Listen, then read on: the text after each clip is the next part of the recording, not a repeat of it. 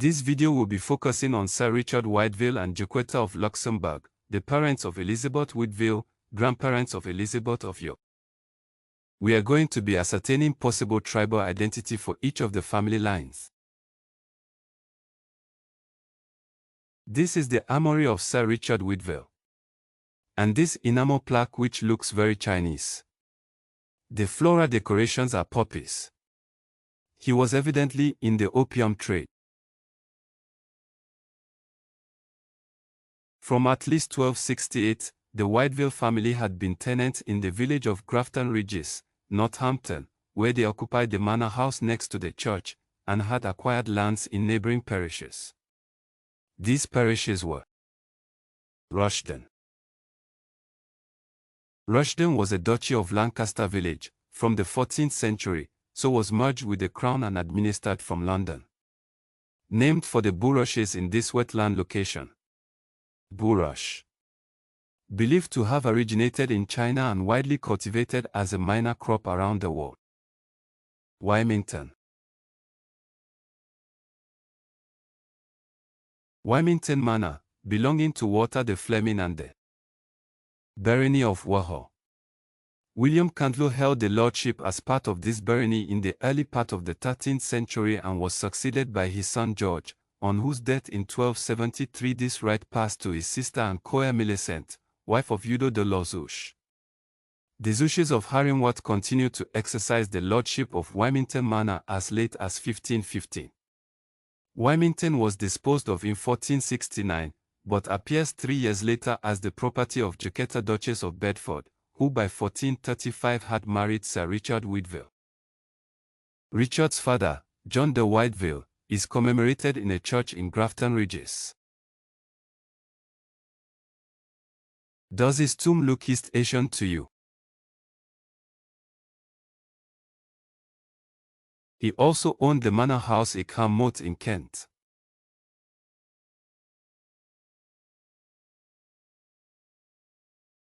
The park's name is derived from moot or moat in Old English, meaning a place of assembly. Its proximity to nearby Pennenden Heath indicates that it may once have formed part of an administrative region in central Kent. The place for the landowners of Kent to gather to receive notice in matters of administration. Now this is interesting, because his shield bears a canton, a subdivision of a country established for political or administrative purposes.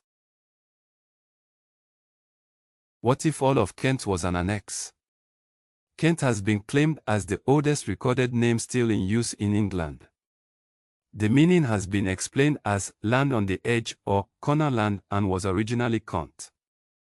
In Dutch, side, edge. Certainly from these findings, we can say that Sir Richard Wideville was Asian. Which ties nicely to the dragon root of Y, which I have covered in previous videos in this series. So now let's look at Jaketta of Luxembourg, Elizabeth of York's grandmother. She and her daughter wear this headdress. I have said before that I think this was hair, giving a logical reason for covering with sheer silk. It was to protect from dirt, flies, debris. Then this image, which signifies a tribal allegiance of her maidens. Conical hennings first appear around 1430 on Lady of the River's Jaketta.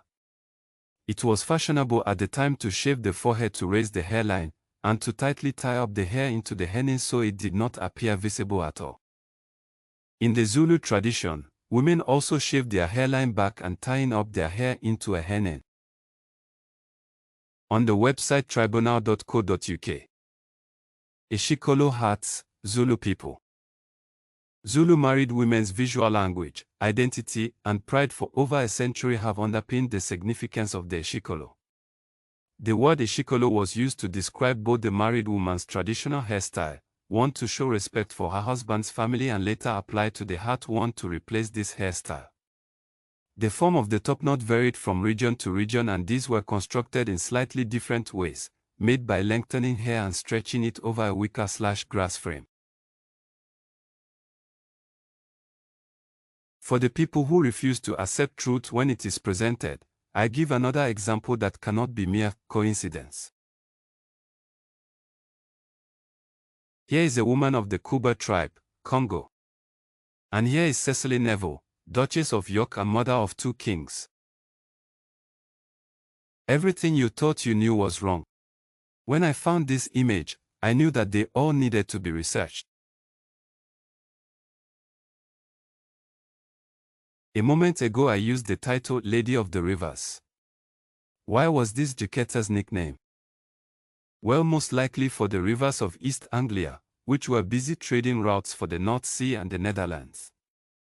The Fenlands was much like a Dutch extension to England with windmills, fishing, reading, and flower agriculture.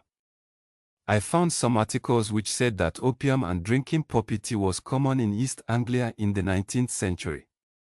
Richard and Jaketta were barons, but perhaps it was more than flowers and fishing that made them their fortune.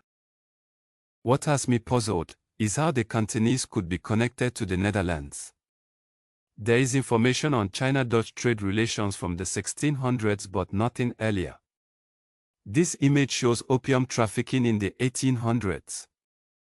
My guess is, there was a large community of Chinese living in the Netherlands, but this has never been emphasized for obvious reasons. Then we come to Richard, Duke of York. What can we find about his heritage? In my Henry VII Elizabeth of York artist impression video, I had Henry as being Ghanaian. This was based on 2 things. The conch shell necklace Elizabeth wears on her wedding day, in honor of her Ghana roots through her father. Because the kings of France were Ghanaian, no doubt about it. 2. The nose shape of Henry, which matches the noses of the men of Ghana. Oh, and one last thing. This coin of Edward IV. Look at the width of the nose, the shape of the eyes. Do you need more proof? The mouth is agape, a show of fierceness from the king. When I checked if this had any significance in Ghana, I got this. Taken all together, this is clear proof that Henry and Edward were of Ghanaian heritage. Richard was from the lineage of Edward III, who looked like this. Take a look at this very Eastern-looking genealogy tree of Edward IV.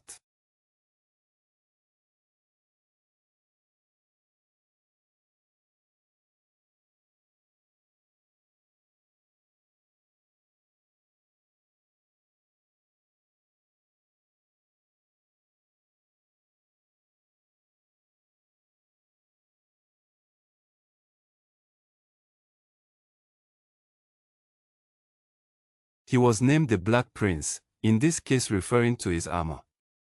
Henry VI also looks very Eastern.